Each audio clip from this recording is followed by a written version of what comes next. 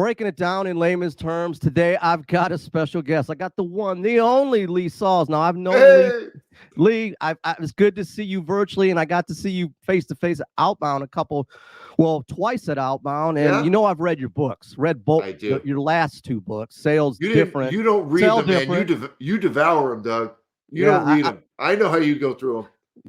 the video reviews are out there. In fact, Sell Different's the latest book, and if you go over to Amazon, there's two video reviews out there, Jeff Bajorek and yours truly. Selfless, shameless promotion right here. But anyway, great books. I know you've written 6 books, and we're going to talk about Sell Different, sales differentiation, speaking, and a whole lot more. But I've got to ask the question, the name of your company, break that down in layman's terms.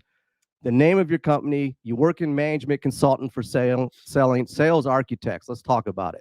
Sales architects. I wish I could tell you I came up with the name, that it was my brainchild. It actually wasn't.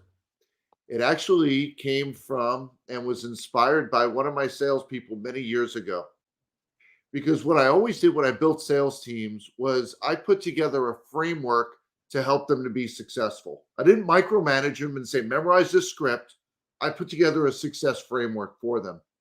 And this one day, one of my salespeople, top performer, came to me and she said, what I like so much about what you do is that you put a framework in place that helps me to be successful, but you leave so much room for personalization in the approach. She said, you're like an architect, where an architect builds a building, but they don't tell you what color the drapes need to be. Now, the metaphor wasn't exactly right, because an architect also doesn't tell you what color the drapes should be. But the point was that what I do is put together these sales frameworks to help salespeople win more deals at the prices that they want and leave plenty of room, because I think it's so important for them to personalize that approach. I love it, because this is like Lee's books. If you haven't read any of Lee's books, he's a storyteller. The story behind Doug, the story. Doug, there are people that didn't read my book yet. They're going to know if they don't. Well, they should. And that's just what I said in the review from cover to cover. It's practical, it's tactical, but Lee's got a way of story selling his own best practices that are relatable to you, especially if you're in sales or in business today. It doesn't matter if you're necessarily, they're readable because you identify that, just like the name of your company, the story, but you use the word personalization, especially in this virtual world we're living in today. But let's go into the fabric of that word, personalization. Sell Different is your latest book. Yeah. And you've got a chapter that's really on virtual selling, the power of virtual selling. And I think that is something that we're at right now, and personalization comes into the fabric of that. Let's talk a little bit about that chapter and how that came into be. And was that written right around the COVID time, or that content? Well, when I submitted the book proposal to HarperCollins, there wasn't a chapter listed called virtual selling. It wasn't in the plans. And then this little thing happened. What's it called again? Oh, that's right, the pandemic. And then all of a sudden, we needed to have content to help salespeople navigate that virtual environment. And I think one of the things that you're going to see, and you're already seeing it today, as we have an opportunity to meet face-to-face, that companies aren't saying, you know what, let's go back to putting everyone in cars and on planes and having all of our meetings in person. Buyers have said, you know what, we kind of like this virtual thing. And companies with the salespeople have said, we kind of like this virtual thing too. Because buyers have said it gives much more structure and time constraint to the meeting. When you meet someone in person, you chit chat for 10, 15, 20 minutes, sometimes 30 minutes. And these meetings get really long. When you have a Zoom meeting, you've probably noticed this, Doug, you get right to it, right? There's not a lot of chit chat. You've scheduled 30 minutes or you scheduled 60 minutes, and it's a focused conversation. So the buying side loves it. On the sales side, they've said, look at how much productivity, how much more selling time we get when we're not jumping on planes, when we're not jumping in the car for every single meeting. So what you're already seeing today is a more strategic approach where sales managers are saying, what do we need to do to get this deal? Can we do this virtually? Do we need to get someone in a car or on a plane? What do we need to do? As opposed to just saying we're always doing it this regimented way. Well, I've got an idea for them. Sell Different. Okay, personalization. There you go. Still different. 'Cause, and this is where I want to take it, because we've been in this pandemic for a while, and we're doing more and more, like you alluded to. We're more inundated with more virtual meetings. We're not hopping on planes and traveling. But we're at a point now where we've got to level up our own performance when it comes to virtual selling. You outlined that in a dedicated chapter in the book, and as we talk about it, we're learning new developments, new tools. But the idea of selling different, being personalization with your stories throughout Sell Different, his latest book, you've got a lot of stories, whether it's your son going out and recruiting to different colleges or different things in that nature. That's the pivot. It's not how you, it's how you sell, not what you sell.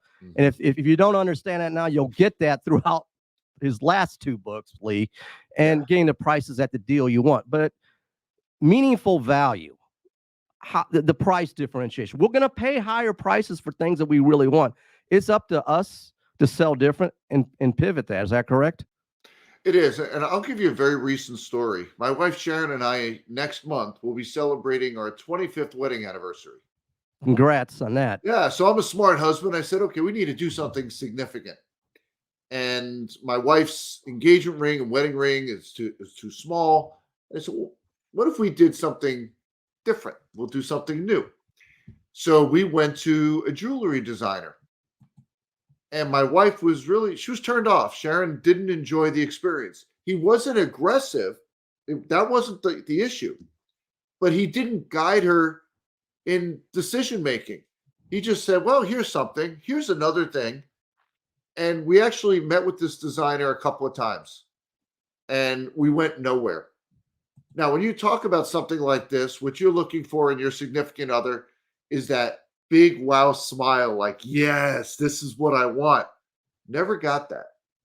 Went to a different store and had a very different experience.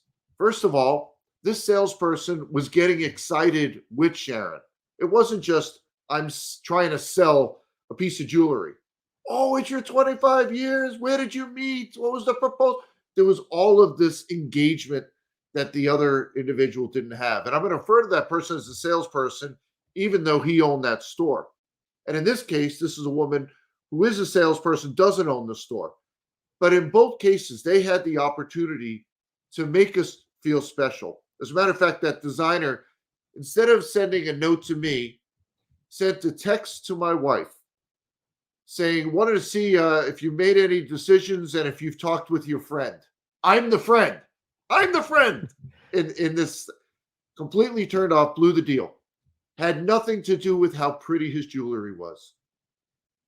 So that, gorgeous. Yeah, there's so many things. Experience. The experience, the sales experience. And you've said in the presentation and sales differentiation, I remember seeing that presentation, creating that meaningful value. Yes. Without even having to say, without saying a word. I had to unpack that a little bit. Meaningful value without saying a word. Well, it was the experience. It's without saying the word best. That's the word we want to stay away from. Salespeople have been conditioned to describe what they're selling as the best.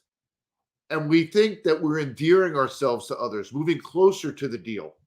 The reality is we're turning people off. Of course, you say you're the best because you're trying to sell me something. The other reason salespeople use that word best is to stand out from the competition. Like other salespeople aren't also saying that. So whenever we say best, we sound like every other salesperson calling on that individual. And it's a negative reflection. So, and the reason why that's an issue is we can't prove it. I can't prove to you that what I'm selling is the best. And most of you can't either. So why go there? All we do is tarnish the relationship unnecessarily right in the first few moments. No, I like this in the first book. There's actually one person in the world, one person on the planet that can say best and have it be meaningful. And that person is your client. When your client says you're the best, that's significant. That's how you get referrals. That's why they agree to serve as a reference for you. Okay, on the we say it is meaningless. On that C word, client, not customer, but client. I'm gonna throw another C word is mention of referrals and customers. Yeah. Being able to take your client The C word is close. Okay, we're not going to say close. Oh, don't get me going now. But if you're my client and I closed a deal, I'm using the C word, my objective is to continue you as a client, as a customer, for repeat business, for referrals, advocacy. So it's positioning. Don't close, but it's a continuation of many sales. One part of your book that really stood out when you talked about account and sell different. When you talked about account management is not customer service. Yes. We're so inundated with focusing and training on new business, getting new business. What about working with your established clients and having them be your best sales force, having them go out and sell on your behalf? You got to sell different, but you got to earn that right. I love that chapter because I think that's where we're headed right now. We've got repeat business. Elaborate a little bit. Put that in Lee Salz terms for me. Yeah, so there's a couple of things there. There's this concept I teach called conquering accounts, and there's a chapter in Sell Different all about that.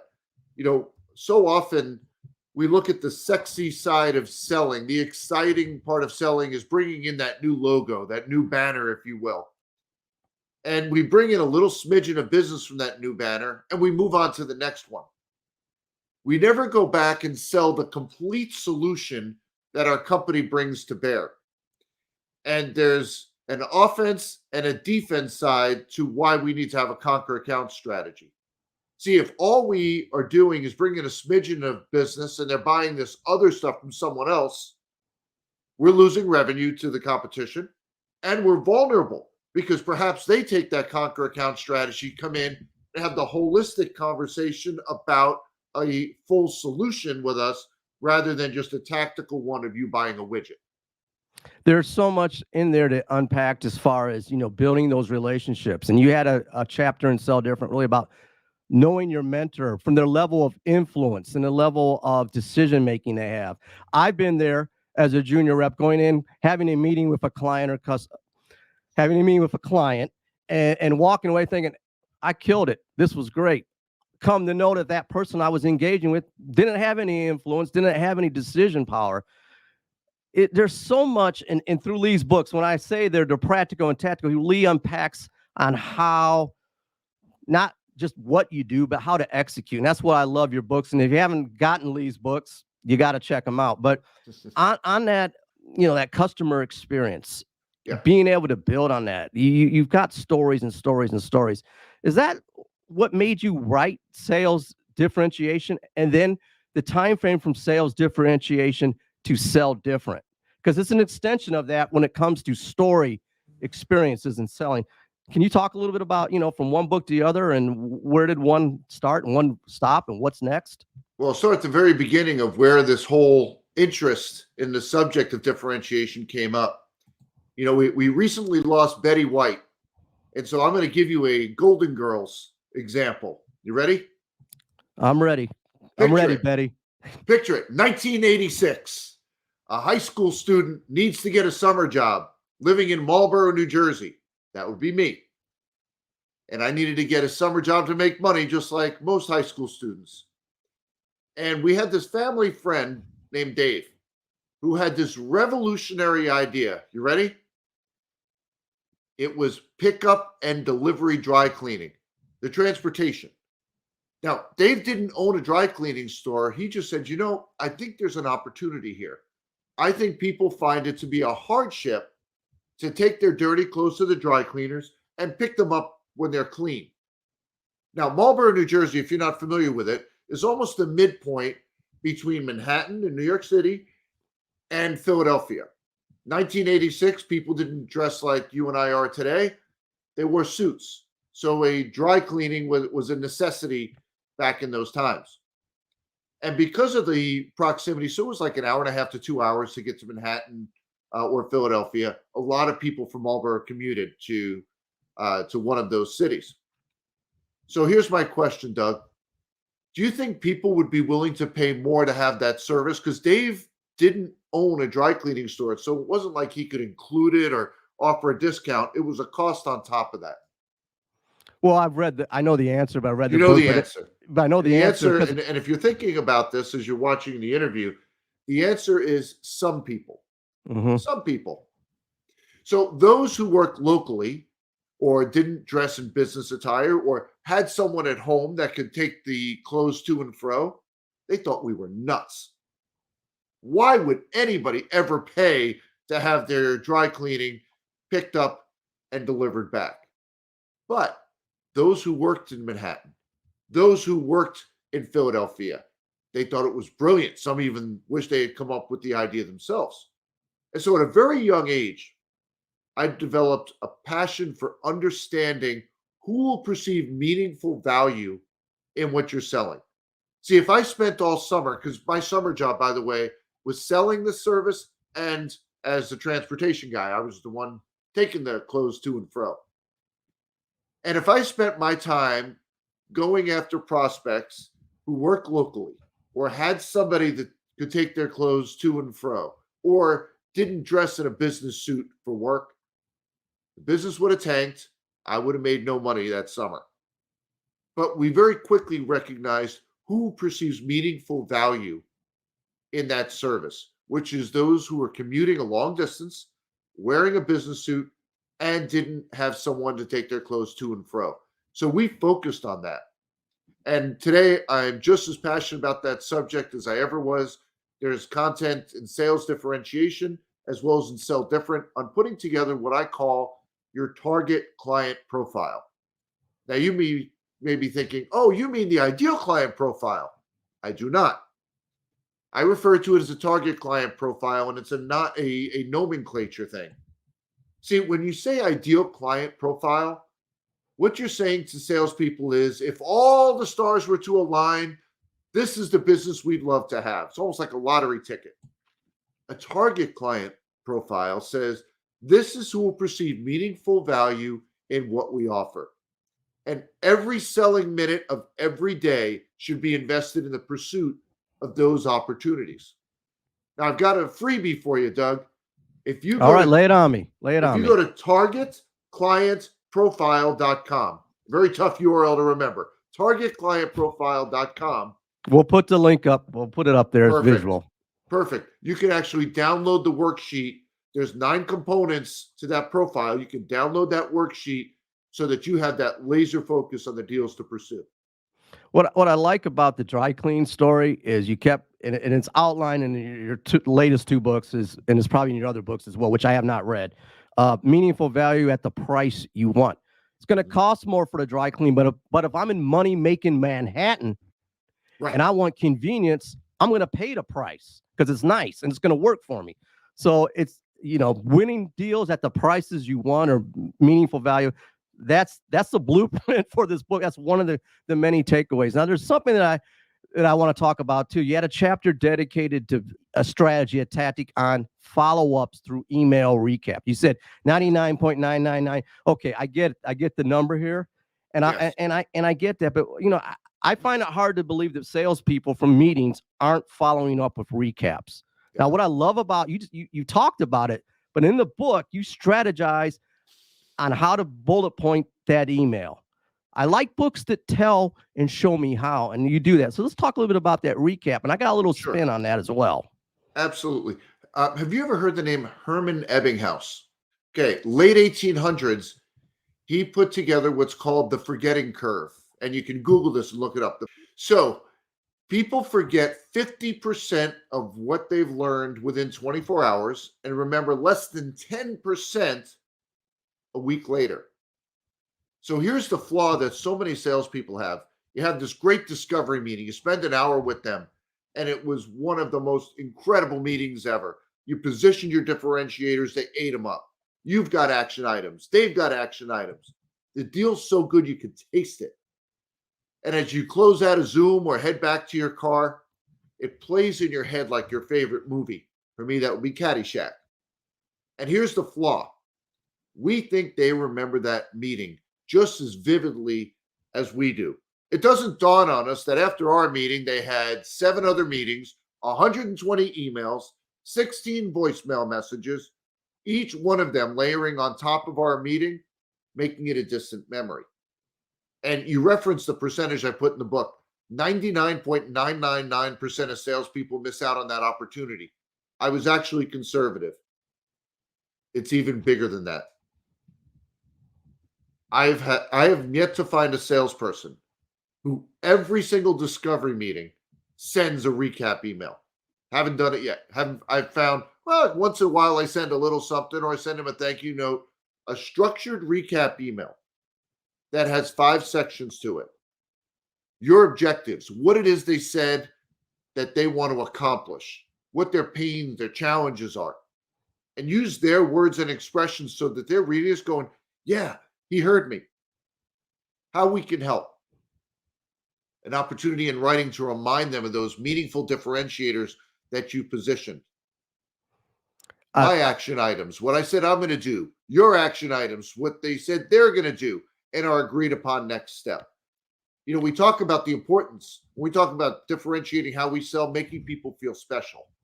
There's no CRM on the planet that's going to produce that for you. You got to write it. It'll take you about 10, maybe even 15 minutes to do it.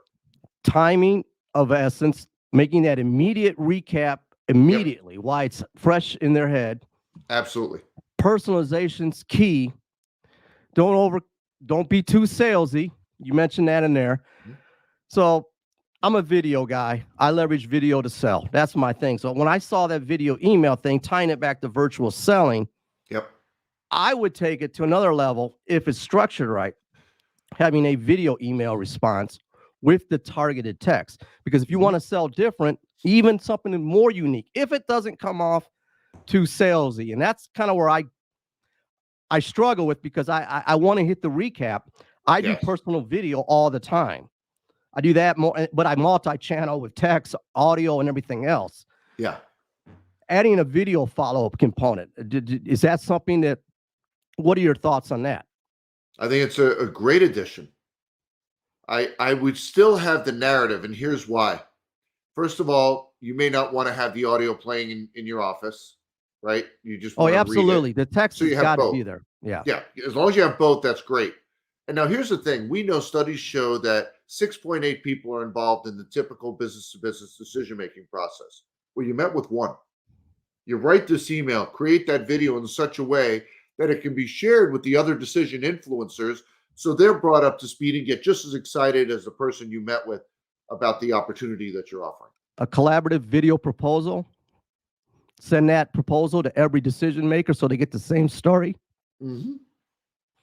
Hey, Lee, we've talked a little bit about virtual and video. I want to send it back to my video co-host in Studio V. Vonda's got something to say. 15 seconds, and we'll be right back. Thanks, Doug. We are living in a virtual business world. Virtual selling and video marketing are on the rise. Communicating socially online is fine, but there might be an opportunity to collaborate further. By building on your social proof visually. In layman's terms, creating visual story selling content. Thanks again for connecting and social watching. Thanks, Vonda. And yes, I'm all about the virtual selling video component, standing out and selling different. One thing that you have, Lee, that I love is you've got your sales differentiation video moments, Lee's lessons. Can you talk a little bit about some other great resources that you're doing from a video angle and from text? Absolutely. So anybody that buys the book Sell Different, if you go to selldifferentbook.com, you can sign up for the video series that I've developed. Every week for a year, you'll get an email with a link to a video to help you implement what you read, as well as I share strategies that are not in either of those books. So selldifferentbook.com, wherever you buy the book, go there and you can get those videos.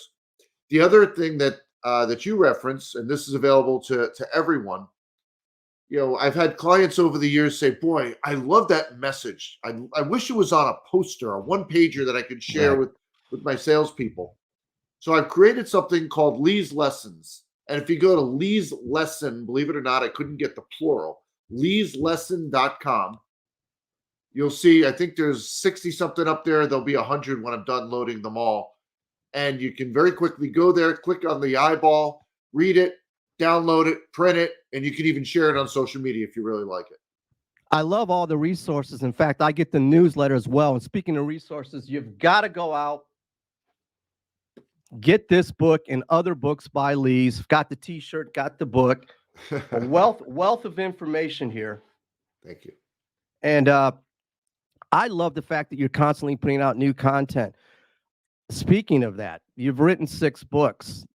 The migration from sales differentiation to sell different, there was a kind of a segue into those. What's on the works right now? Can you disclose any more stories or books?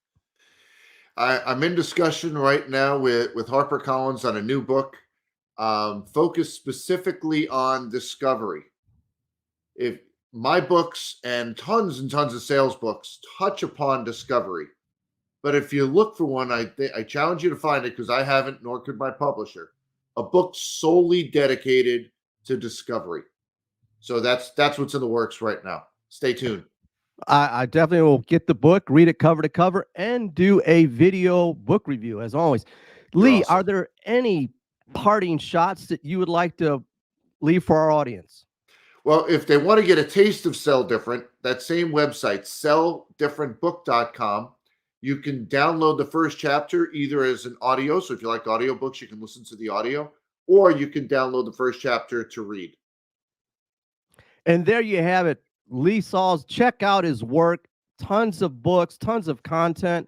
Sell different, because the competition is hard out there. And how do you make that pivot today in business to sell different, to get those deals at the prices you want? Do I have it right, Lee? Meaningful value. Win more sell deals different. at the prices you want. I even trademarked it. That's how passionate I am about the topic. Lee, thank you so much. And definitely you. check out Lee Salz. And I look forward to future content and projects from Lee. Go to his website, follow him on LinkedIn, read the books, Lee's lessons, and a whole lot more. Sell different.